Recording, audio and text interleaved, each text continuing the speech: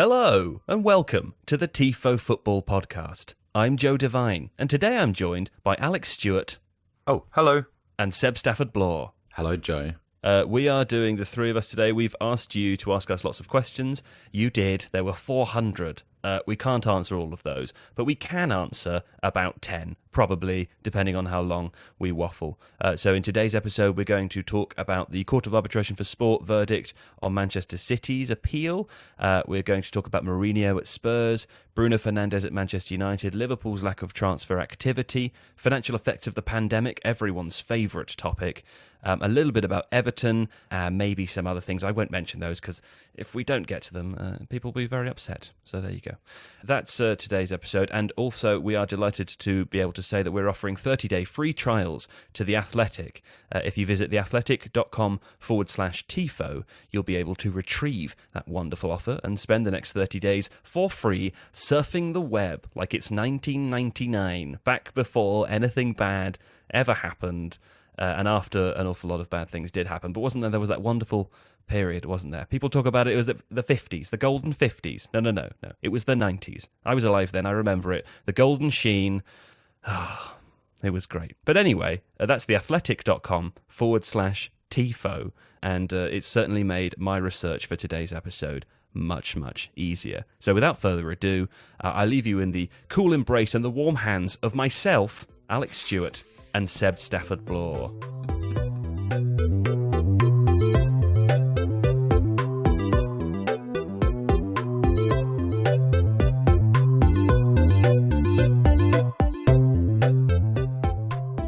Okay, question number one comes from Platinum. Is financial fair play fit for purpose after today's appeal verdict? So that question was obviously asked after Monday's news, and I'm going to quickly read a quote from Sam Lee here from a piece in The Athletic just so that we can bring everyone up to speed who may not be with us. The Court of Arbitration for Sport ruled the allegation that City artificially inflated their sponsorship agreements was not established, not proven, or time-barred. Time-barred just meaning after the statute of limitations, so any alleged offence that may have happened, I think, before 5 years ago. So there is no Champions League ban. That's been overturned, and City will be in the competition next season. It did find that they'd breached Article 56 of the club licensing and FFP regulations by failing to cooperate with UEFA's investigation, which is why there is a £9 million fine, reduced from the original £25 million fine that UEFA imposed in February. So, I mean, the obvious way of looking at this is a win for Manchester City. I think as we approached the deadline and the day that the news was announced, it seemed to be less and less of a surprise. Reports were that people behind the scenes at Manchester City were very confident. They felt that they had a strong case. So, Seb, should we start with you then? I mean, the question here is financial fair play fit for purpose after today's appeal verdict? So I guess we can infer from what's happened with Manchester City, but we're having a broader conversation about the regulation itself. I think it's a bit early to pass judgment on that. I mean, UEFA released a statement after the judgment came down. It was certainly very bullish. We're still yet to find out whether there's going to be an appeal. So we should probably pause for thought before going too far down that line. I mean, I wonder whether the issue isn't necessarily financial fair play. It's more UEFA's prosecution of financial fair play, if that makes sense. Because these time-barred issues, I know rival fans will kind of squabble over them and sort of suggest that, that there shouldn't be a statute of limitations in this kind of situation. But ultimately, it characterises UEFA as being a bit lackadaisical, doesn't it? Yeah. That's kind of certainly what it infers to me. And also, I've seen in some sort of informal social media type conversations today, people saying, well, why wasn't this dealt with at the time? Why was City's alleged indiscretions not prosecuted as and when they came up? And I think the answer to that is, as with almost anything to do with UEFA, it's an incredibly opaque organisation. It's a slow-moving organisation. It reminds me a little bit of the Football League in the way that it deals with this kind of case, and that's not a compliment. If anyone was sort of a kind of cursory knowledge of the current cases ongoing in the Football League will know what I mean. So it's strange. I don't know. I don't know whether it's the end of FFP. I think that's slightly premature. I think the bigger issue, Joe, is actually what is UEFA's future? What kind of reforms is this going to provoke? I mean, the way that we've talked about this before, there are many different ways to interpret what's happened. And there are more extreme versions, i.e. people saying that this is the end of financial fair play. Maybe it is, maybe it's not.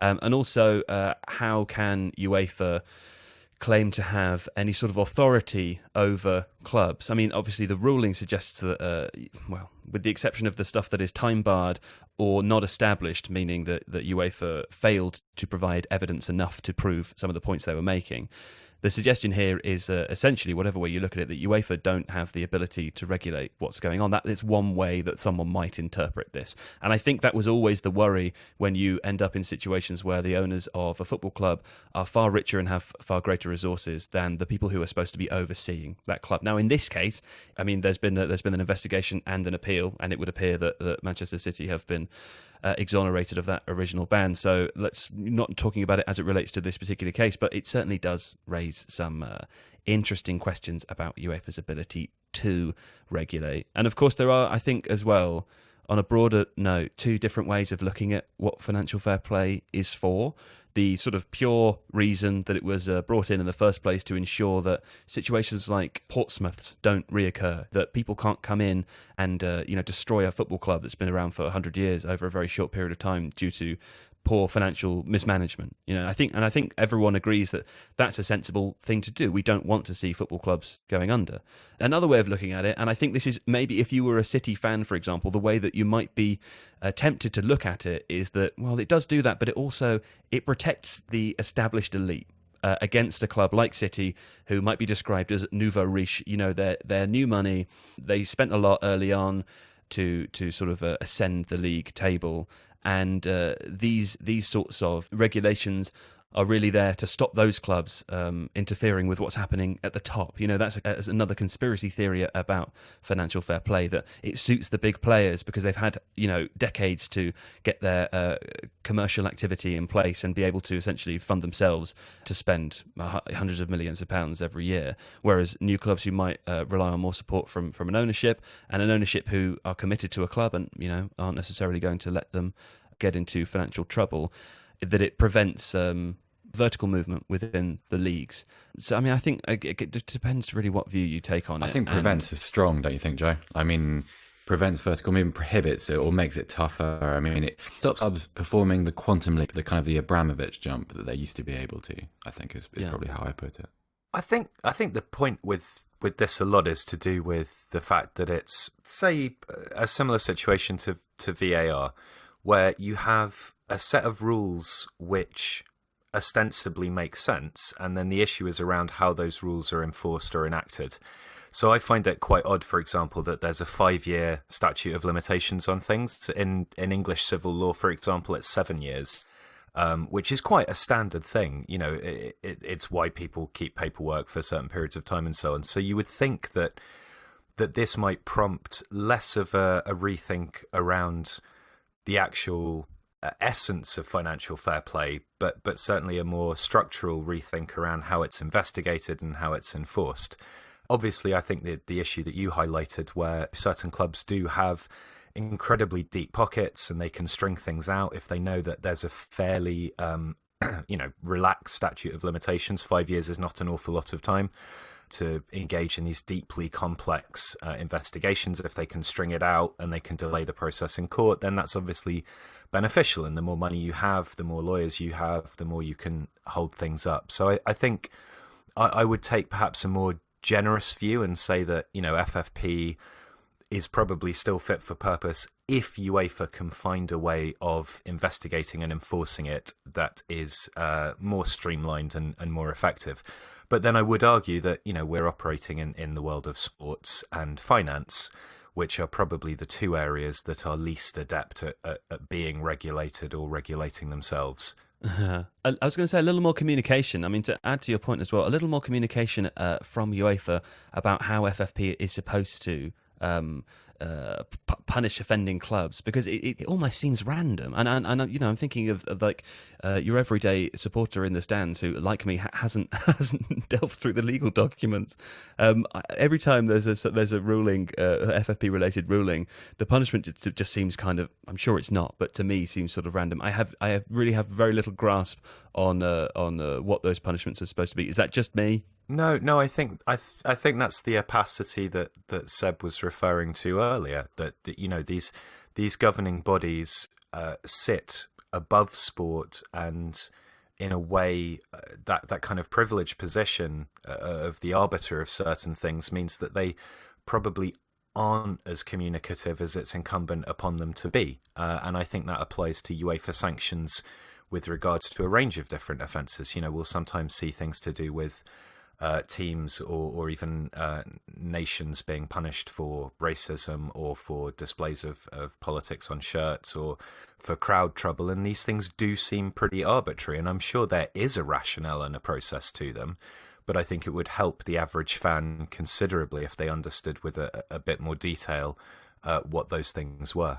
Okay, well, listen, the Ornstein and Chapman podcast covers this case in depth this week. So if you're looking for something to listen to understand everything that's happened from the CAS ruling and the verdict, then there'll be a link in the description. You can go and check that out. Next question comes from Ben S. Weston. What issues does Mourinho have at Spurs? And to kick us off here, I've taken a quote from Charlie Eccleshare. It's quite funny, actually, depending on who you support. Charlie said, and I should stress, this is before the victory in the North London derby, so this is after the Bournemouth result, which was a 0-0 draw. Charlie says the following: soul-destroying games take many different forms. There are the draws and defeats snatched from the draws of victory. There are thrashings, there are big occasions that end in heartbreak. And then there are ones like Thursday night's 0-0 draw at Bournemouth. Matches so dispiriting that by the end, you can barely bring yourself to get upset anymore. This was the culmination of months and months of decline, a disastrous season that seemingly just will not end. That's pretty extreme. Seb, I'm going to go to you first, because I think this is quite a good backdrop to base our conversation. And what issues does Mourinho have at Spurs? Clearly more beyond just Mourinho's seeming inability to manage a football club at a top level anymore. Maybe that's too harsh. Maybe it's not. It does feel like there's some familiar issues here that we've seen previously at clubs that he's managed, certainly in the last 5 years. Well, first, let's just attest to the accuracy of Charlie's quote, because after that game finished, I watched a YouTube broadcast by my friend Alistair Gould, reporter at Football London, and it left me so depressed I just went to bed. Immediately after. It was about sort of 9:20 evening, and everything he said was so true. And he was talking about sort of the available budget for the summer and the likelihood of certain players leaving. And he was trying to kind of infer certain positives from the Bournemouth performance, and came up empty. And by the end of it, I just stopped it, closed down my computer, and just went off to bed, and I was asleep within 10 minutes. Just the end of the day. I think Mourinho doesn't have a problem in the sense of that you hear a lot about third-year syndrome with Mourinho, and about his combustibility, and about the tension he creates with people that employ him. I don't think we've reached that stage. He obviously has a few issues with people within the squad. Tanguy and Dembele, obviously. I think that's a situation which has reached a point of no return.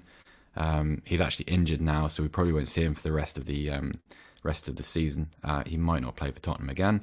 So that kind of butting heads, that tendency to butt heads with high-profile players who aren't quite what he wants them to be, his inability to mould certain footballers in the way that he was once able to, that's a problem. But I think the most prohibitive factor is structural. He's walked into a squad environment where he doesn't actually have the tools to succeed. He has the tools to do slightly better than he might be doing at the moment, but it's very hard to ignore the fact that he doesn't have a pair of workable fullbacks. His defence all of a sudden looks old and slow. Even Toby Alderweireld, who was recently awarded a new contract, he's got big issues in central midfield where he doesn't actually have a proper static screening ball winner. I know the term ball winner is a little bit arcane, but Tottenham are clearly very porous in that area, and as they did during the latter years of Mauricio Pochettino's reign, they're having to find solutions with imperfect pieces. And on top of which, there are question marks about Harry Kane. I mean, the commentary around football tends to be a little bit binary, so a player is either the very best of the world or absolutely finished. And I don't think Kane is at either of those extremities, but there is very clearly an issue with the wear and tear that he's suffered throughout his career and the succession of injuries. He's locked himself into a contract as well, hasn't he? Yeah, I mean, from Harry Kane's standpoint, he's in a very difficult situation because he's got 4 years left on his contract. And no matter how disenchanted he may become with this rebuild or with inability to win silverware at Tottenham, that decision won't be up to him. We know from past experience that Daniel Levy is... there isn't really anything soft about him from a negotiating standpoint. He's a... Plus a pandemic, right? I mean, plus plus a massively negative economic environment for football, where if Paul Pogba isn't leaving Manchester United, or so we assume, then Harry Kane is definitely not leaving Tottenham. Well, I think there's a layer beyond this, because I think we've got another question about this, so perhaps we'll deal with it in more detail later. I have a theory that the top level of the aristocratic class of the transfer market, those top shelves, I think a lot of those players will retain their value. The difficulty for Kane is that over time the market is skewed towards heavy spending on very young players, but also players. There's also kind of a risk aversity. So for someone like Kane, who's 27, he's in his late 20s. He's had a succession of serious injuries, and anybody watching him would have doubts about his ability to endure top level football over the course of an entire season. And top level football, which by the way grows ever more congested with more tournaments, with more flights, with more trips across different time zones, with more jet lag. And we've covered this on the channel a few times before. It's a heavily attritional environment. Now, would you, even if you had £150 million to spare, is Harry Kane where you go to spend that? I don't think so. So Tottenham is a very nebulous situation. I think as a Tottenham fan and as someone who's in contact with a lot of other Tottenham fans, the prevailing issue for a lot of people is not that the team isn't performing well, or that in the position they are on the table, or not going to qualify for the Champions League. It's that as yet, 9 months into Mourinho's reign, there is no indication of what this side is going to evolve into. There are no shoots of recovery. There's nothing to say, well, we didn't play well today, and this went wrong, and this went wrong, and this went wrong. But these things, in 6 months' time, maybe with a little bit of nourishment, perhaps that will work well. There aren't those things yet. And I think that's the thing that Mourinho has to cure first. What's difficult about a situation like this, I think, is the intangible psychological downturn of a group of people who maybe are realising that they are sharing a perception that the team are no longer on the rise and are on a fall, right? And I think with Spurs, it's even more important because they never quite reached those heights. They had they've had a fantastic team. They had a fantastic manager. Their ascendancy has been, incredible in the context of, the financial might of the teams around them over the past sort of 5-8 years. But in reality, they didn't win anything, and now it appears that they might be looking backwards to see their peak. And I think the impact that can have on a group of people who are also have their own individual aims, as you say, not to pick anyone out specifically, but players like Harry Kane, players like Dele Alli or Son Heung-min, they all obviously have their individual ambitions as well as they do their collective ambitions. And if you start thinking about how long you're tied into a contract for, you start looking at what the next 4 years at Tottenham Hotspur might be like. I imagine at this very moment, it probably feels like quite disappointing feeling after the highs of the last couple of years. I would introduce another theme here because it's become gradually more problematic. If you're a Tottenham player and you've gone through the cycle with Pochettino and you've come within reach of the Premier League title a couple of times and a Champions League final, and you saw the way the club behaved in the aftermath of those ultimately failures, unfortunately, there was no strengthening. There was no sort of further level of ambition activated by those near successes. So if you're someone like Harry Kane, or to a lesser extent Eric Dyer or Toby Alderweireld, or Christian Eriksen probably isn't the most pertinent example because he's already gone. What do you think is your pathway to success at the club? If you've seen this path before and you know that when it matters, when the club is in position to strike, it becomes reticent. It tries to kind of, I don't want to say Tottenham are a cheap club, but in a way they kind of are. They try and get away with things. They try and ride continuity for a bit longer than they should do, and they don't necessarily provide squads with the tools they need to get over a hump. And that, I think, Joe, if you're talking about things which are dispiriting, I think that's right at the front of the list. Hey, Alex, we've talked about the issues that Mourinho has outside of himself. Can we talk about, with you, the issues that Mourinho has inside of himself, or tactically speaking, on the pitch? Because it all feels a little stodgy, a little stolid, and it does to me, again, it feels sort of familiar to what I have come to expect of him as a football manager, and his impression on a team. What are your impressions of Spurs under Mourinho? I think stodgy's a really good word for it. I mean, the problem that Seb's alluded to one of the major issues already, which is this porous central midfield leading into a defence that has slowed down. I think as well, what you look at is a lot of hesitancy. So, for example, if you look at the way that Spurs try and progress the ball up the pitch, for example, and compare that with a team like Southampton are a much more low percentage in terms of success, but they're looking to push it forwards a lot. Whereas Spurs, you see a lot of inward passes, you see a lot of passes that are very conservative, recycling possession. I think one of the interesting things with Mourinho is that his systems have often been forged around collective endeavour in terms of defence, but then attacking, a lot is left up to the individual abilities of players to transition an attack and create something from it. And, you could see that with Deco at Porto, for example. You could see that with Schneider at Inter. His most successful teams have had that kind of electric creativity that sort of allows the rest of it to be slightly less formed and slightly less organised. That's never been Mourinho's strength. His strength has been kind of, game state manipulation and the ability to create a sense of collective endeavour.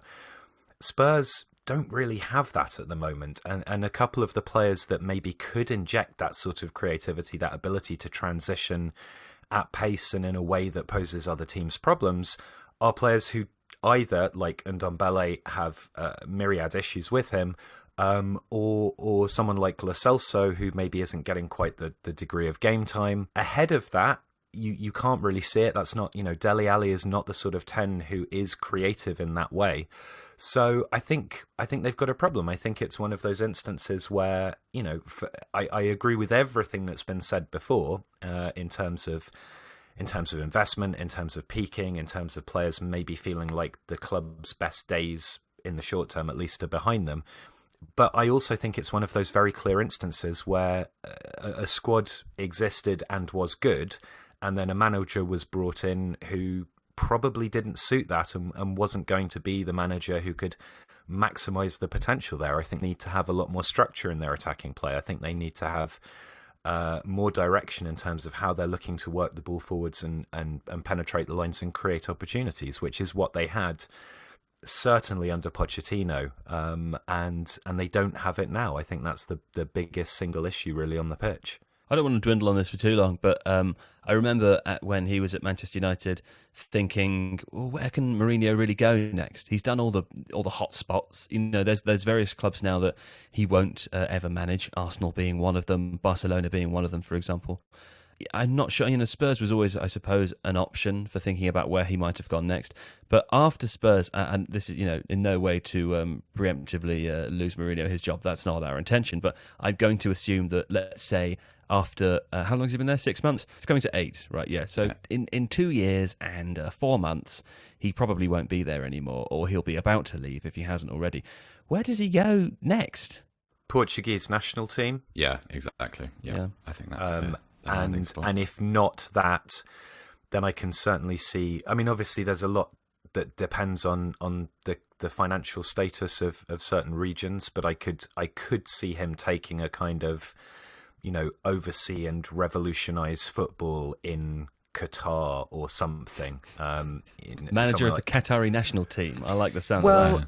Well, I think Director possibly of the not Academy. that, but something where he is more in charge of a whole program of football, and kind of is the man in that particular area. That something that bluntly appeals to his ego. But I would say yes, the Portuguese national team is the most likely destination. Can you I mean, is it not a sign of the times that when we talk about the idea of Mourinho being in charge of an entire culture rather than a team, that's actually quite terrifying?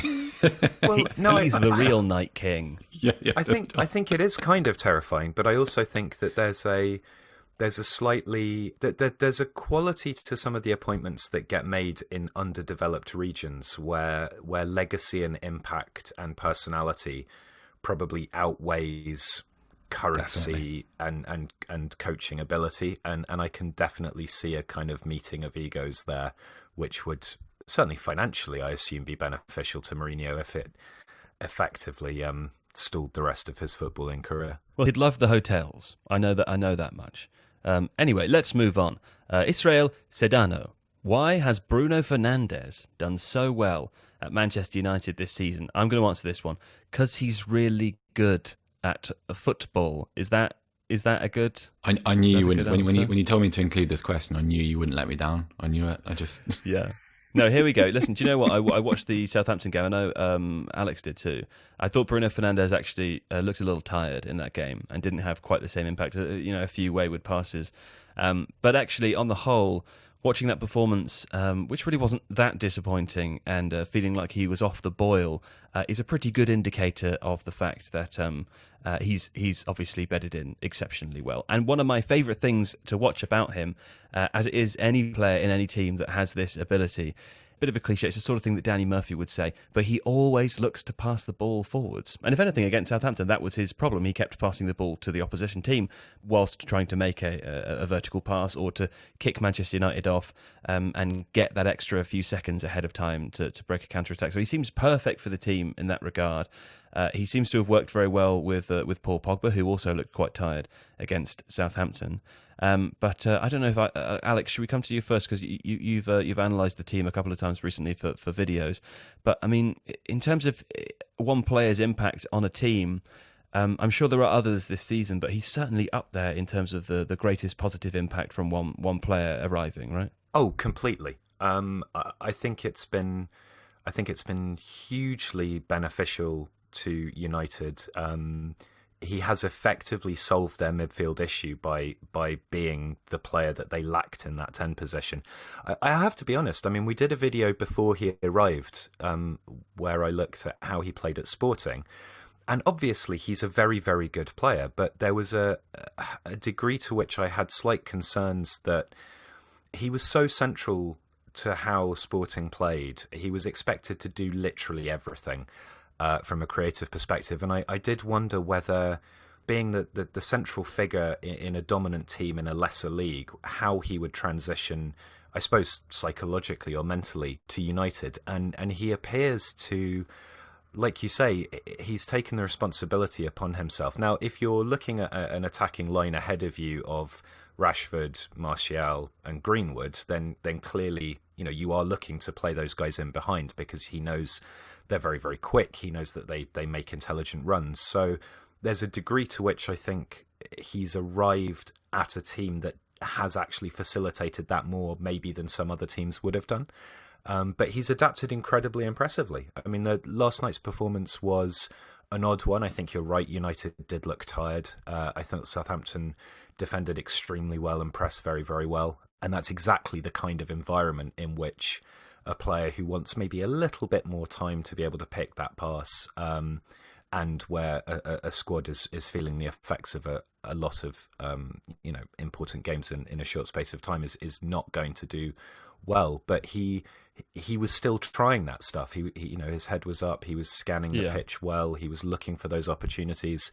So yeah, I think he has been the single most successful agent of change on a team so far this season, actually, and I'm slightly surprised by how well it's gone for him. Yeah, I mean, I think another thing to say about the game, the Southampton game, I think 6 months ago, Manchester United would have lost that game, because you're right, Saints were great, and I think they are another team who've been on a fantastic run of form since the restart and have pulled themselves well clear of any danger as we approach the end of the season.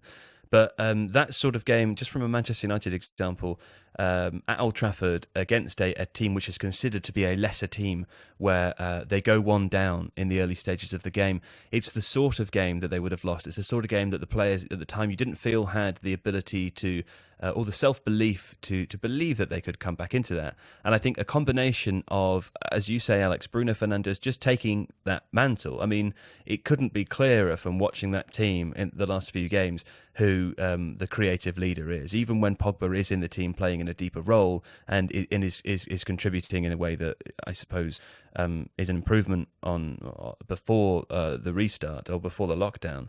But it couldn't be clearer who the player's going through. And I think also one other thing that's improved dramatically has been the finishing of that front line. I mean, Mason Greenwood, I don't know if he was ever not good at scoring goals, but there have been years, I think, for United supporters with a frustration with Rashford to a lesser extent, still there a little bit, Martial to a greater extent, the ability to actually translate those chances that they get into goals. And the 2 goals that they scored in that game against Southampton, you just feel like those players now are in a position where they're not worried about missing them, and their teammates aren't worried about missing them either. And I think that, even though I would assume at the end it felt like a crushing blow to supporters just because of how positive the form has been recently, I think it seems like a very, very good sign. And it's hard to look beyond Bruno Fernandes as being the catalyst to that improvement, isn't it, Seb? Yeah, I think so. I mean, one thing on Fernandes, one of the things that impresses me is actually his conditioning. It's rare that you get a playmaker who turns up, forget turning up in the middle of the season. It's rare that you get a playmaker who appears in the Premier League from a foreign country who is able to consistently perform at the level he has.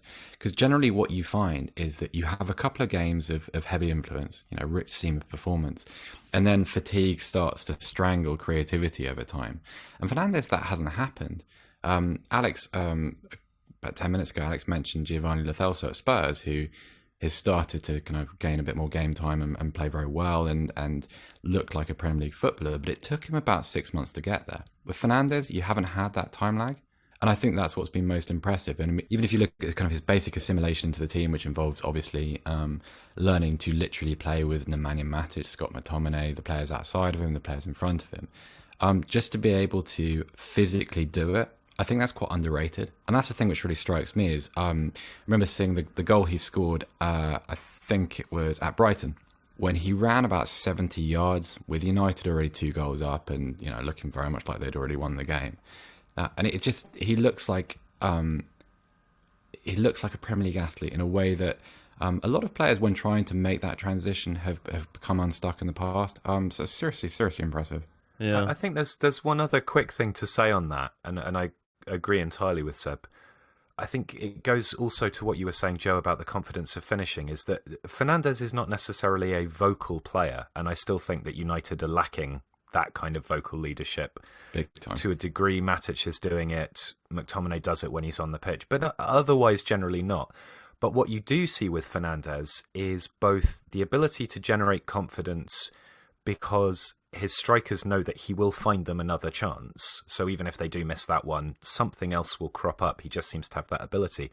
But also the leadership that comes from having somebody come in and be able to fit into the team, be, as Seb says, physically capable of maintaining those effort levels, making those runs, just inspiring the people around him by his ability to continue to excel even in the late stages of games. And of course, United's player prior to that, who should have been the one who was doing that, was Pogba.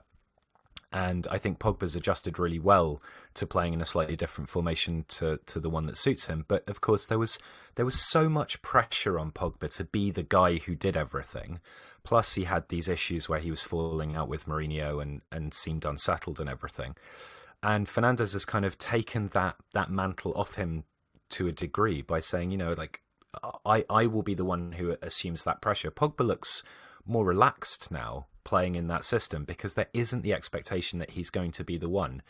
And Fernandes, rather than wilting under that pressure, seems to have really thrived on it. It's really interesting you say that, Alex, because if we disregard the mistake last night when he got pressed off the ball, I really like Pogba in a situation where his role is really just to keep the ball moving forward, because he's really, really good at that. If you don't expect him to be the kind of... Do you remember the performance he gave in that Champions League final against Barcelona, where everyone kind of assumed that's his default, where he's this incredibly dynamic box-to-box type? Even if you don't have that side of his game, even if all you get from Paul Pogba is kind of 10 to 15-yard distribution and that kind of that sort of slightly understated excellence and the occasional side-footed finish from 25 yards, that's a real asset to have in your football team.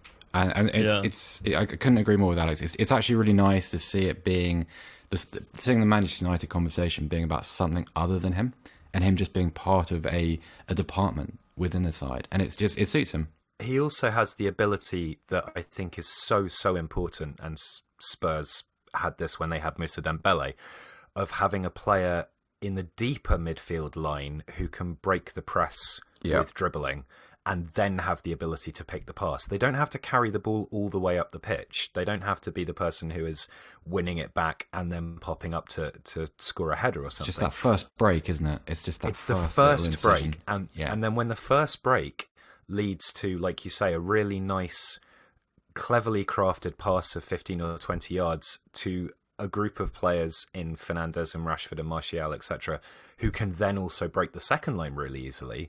That's why United are such a front foot team now, because they've got that layer of creativity and the ability to break the press further down on the pitch. And I think that's really important. I mean, I would go back to I think we turned this conversation into a video, actually, the goal that showed that Manchester United's midfield is maybe fixed now. And I think that goal goes to prove every single point in this conversation. It's the third goal against Sheffield United, Martial's hat-trick winning goal.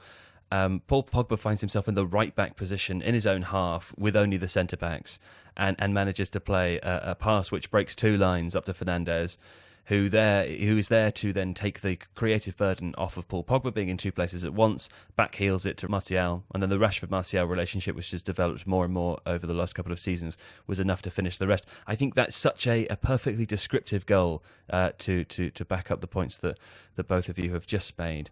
And wasn't it a wonderful thing to see?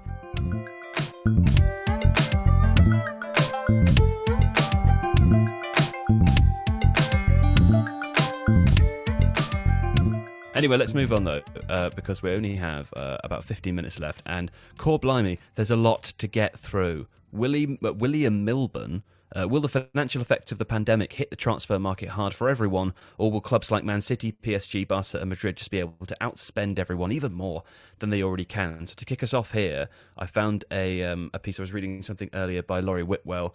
It's based around United, but it serves to make a broader point too. Laurie says, The Athletic understands that United are calculating for a hit due to the pandemic of £110 to £115 million.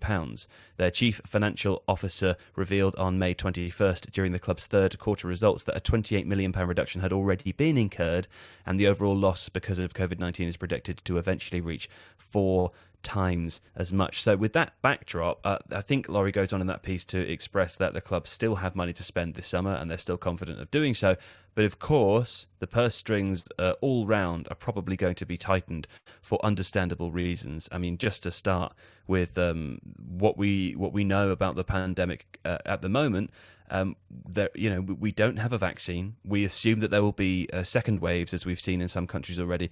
It's possible that unless there is a more sensible system of localised lockdown, the countries might go back into lockdown again. Although the experiment of restarting football without supporters in the stadium seems to have been very, very positive, and have had positive results in terms of a lack of new cases within those bubbles. So I think it's unlikely that we'll see football stopped again. However, of course, there will be a continued financial impact on the sport. So we are probably likely to see all clubs spending less money this summer, I think. Seb, you mentioned earlier that a point you wanted to expand on, that you have a theory that the higher priced players will retain their value. Do you therefore think that means that we'll see fewer players moving? I mean, we've heard with Pogba as an example already as a player that is far less likely now to leave Manchester United than he was earlier in the year as a result of potentially being priced out or other clubs being slightly more cautious with their spending. What do you think about that? Yeah, I think there'll be fewer transfers within a specific range. I think I still think there'll be a lot of movement, Joe, because pandemic or no pandemic, the game's imperatives remain and clubs have needs going into the transfer market. What I think we'll see is more creativity. So I think we'll have not literal swap deals, but I think clubs will look to find situations of mutual benefit. So they will try and remove contracts which don't suit them. They'll try and do deals which are kind of football's equivalent of payment in kind. So, I've got this right back that I don't really want, and I see that you've got that winger up, who's on the fringe of your squad, which who might fit quite nicely into my first team. I think that's going to be the sort of the mentality. Whether that equates to, I mean, how far, what the limit is, I'm not sure. Whether there's kind of what the sort of the financial value of that kind of transfer is, I'm not sure, because I think beyond, in the past we had deals where you almost got the sense that anything between about 30 and 40 million was a sort of standard fee now. It's kind of, that buys you a sort of a 7 to 8 out of 10 player. And I would class that as sort of the transfer market's middle class. And I think that's the group of players that we punished. At the higher level, look, when Manchester United release information like that, you have to look at it in two different ways. Firstly, obviously, there's a degree of truth to it, naturally, because they've lost an awful lot of matchday revenue. But one of United's big issues in the past has been the tax imposed on them for being Manchester United. So anytime they try and negotiate for a Fred, a Juan Mata, for instance, or a Harry Maguire, the selling club knows you have the cash resources to pay our asking price, and you're going to pay our asking price. So it does quite suit them to release that information. I don't expect a Manchester United or a Manchester City to suddenly retract their ambitions. In fact, saying that though, there were rumours. I've no idea to the truth of these, but I remember reading about rumours that they were planning on offering £50 million for Jadon Sancho, which even in the current climate seems a little low. Well, I would say, look at some of the moves United have made over the last few months. Look at the changes they've made to the way that information goes in and out of the club, and who the person responsible for that is.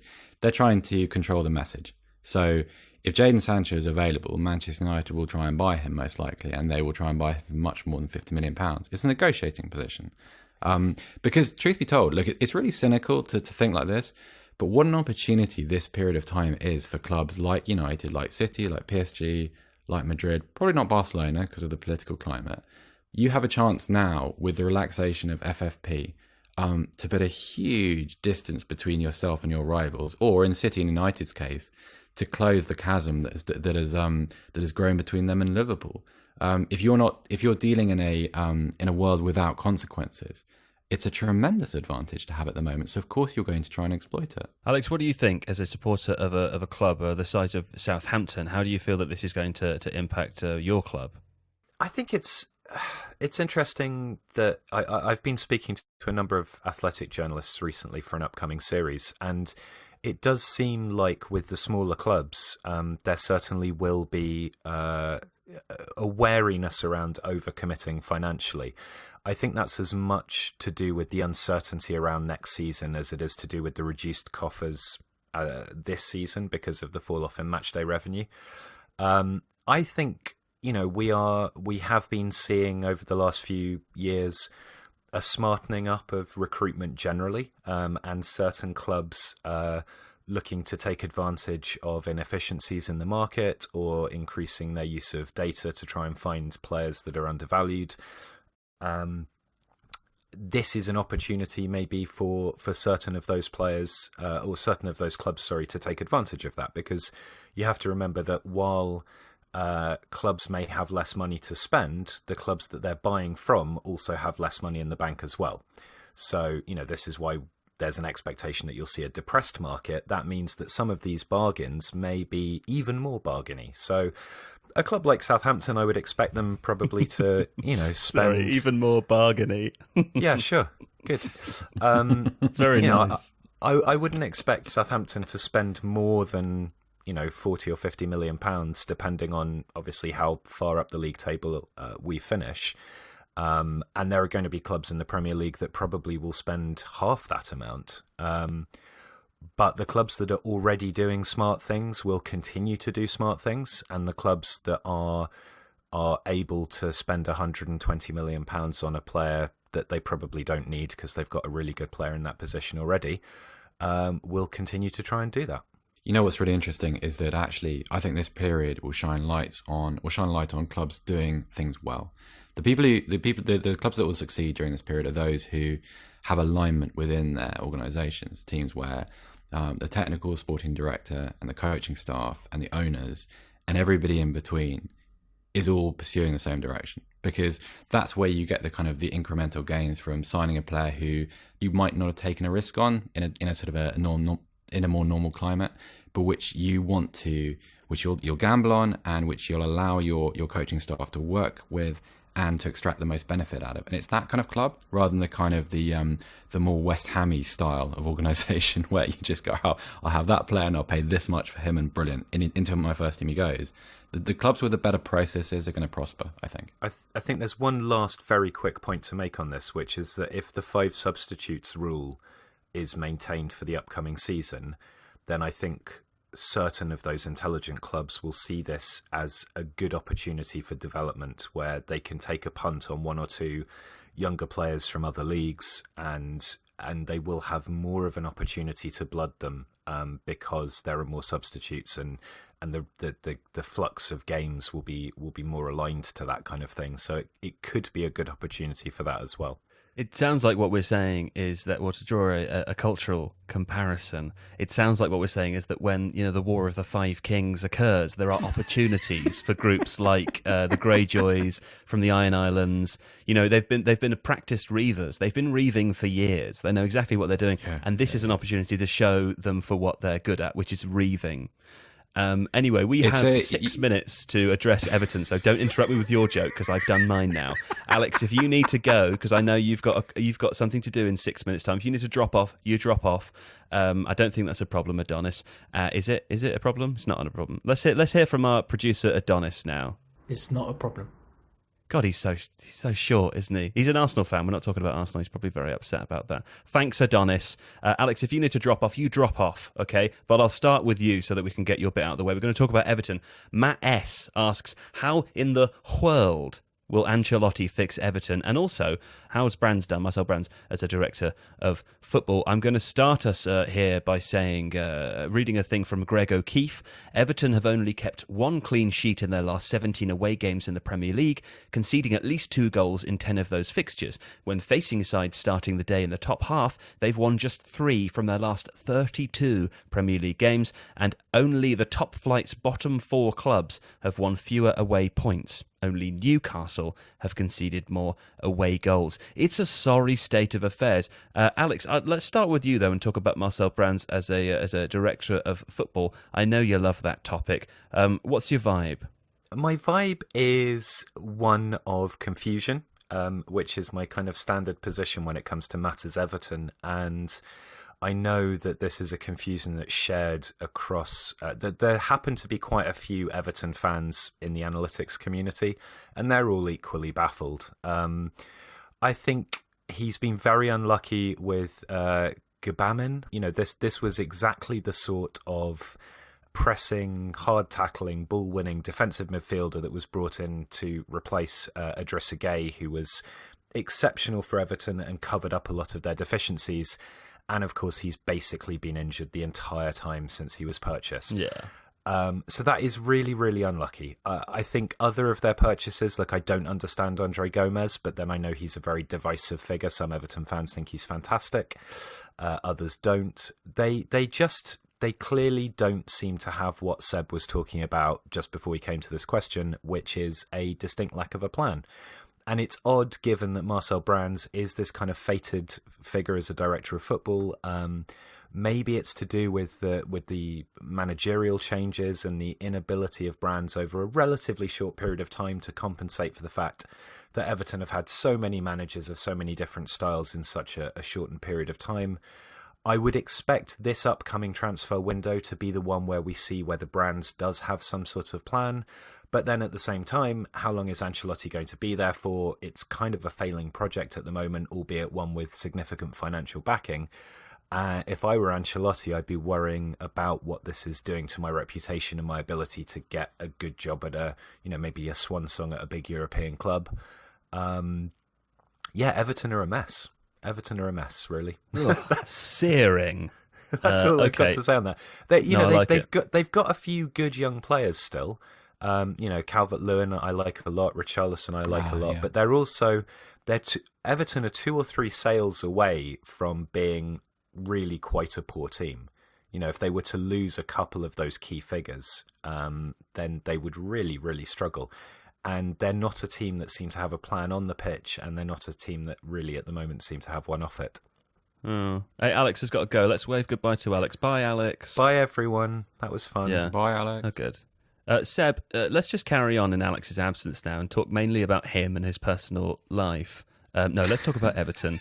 How in the world will Ancelotti fix Everton? And I don't mean that as a as a symbol for Alex and his domestic situation.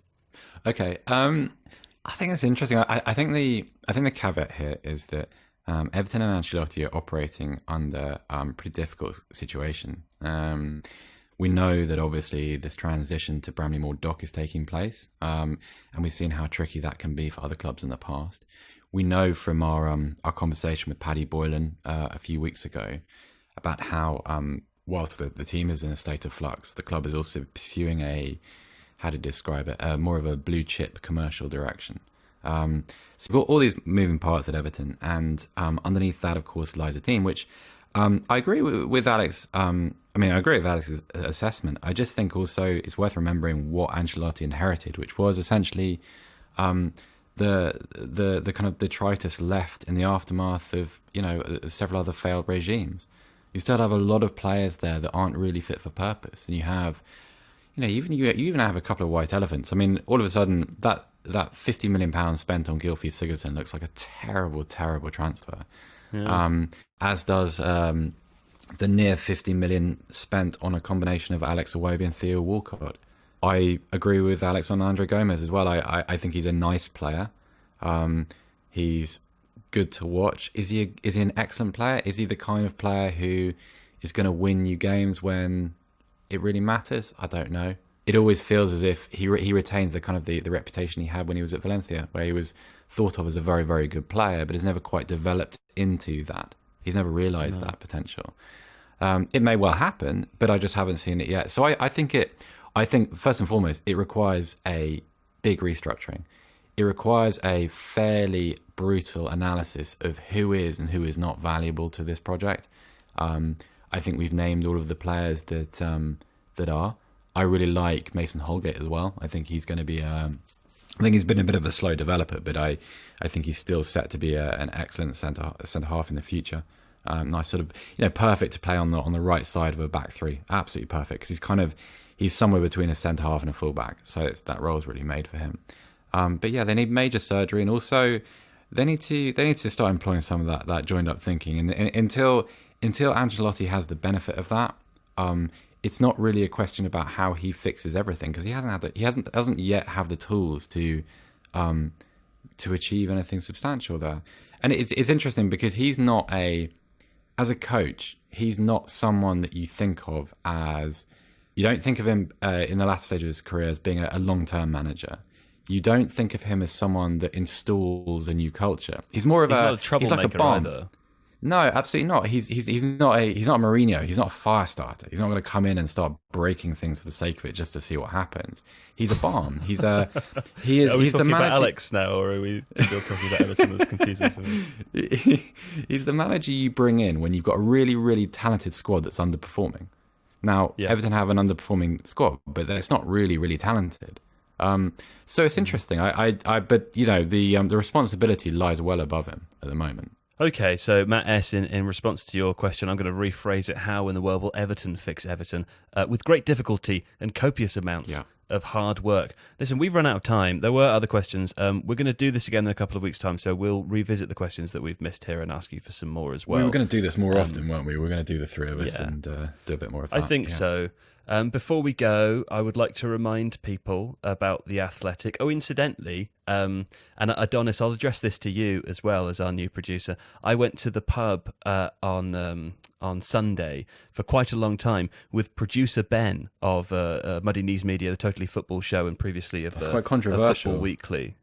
It's controversial to go to the pub. How's Adonis going to react to that? I mean, that's a bit... Oh, I see. I thought you meant in the context of lockdown. I thought, God, have I broken the rules? No. I wasn't even going to go there. No. The reason I'm bringing it up is because producer Ben told me that he does all the adverts for the Totally Football Show, and he has his producer's help with with reading out the advert. So I thought I'd try and get Adonis to help me with this advert now. Adonis, just to earn your keep, come on now. Where can people go if they want to read more about The Athletic? They can go to theathletic.com/Tifo for a 30-day free trial. and I was busy on the weekend. Oh, Never fancied her anyway. I feel a little lost now and alone. Well, anyway, thanks for the addition there, Adonis. He really knows what he's talking about. And Seb, thank you to you. Been a pleasure, Joe. Thank you very much. Right, we'll be back next week with something else. We genuinely don't know what it is yet, but we've got some exciting guests lined up for the coming months. So stay tuned in for that. If that's it, I mean, don't do that because that's not how podcasts work. But, Hey, actually, we one of our exciting guests actually confirmed during this podcast being recorded. Oh, who's that? Do you want to well, say? I can't tell you that yet, no, but I will tell you once You we can't start tell recording, me, or you can't tell the audience. I can tell you, I just can't tell you whilst we're recording.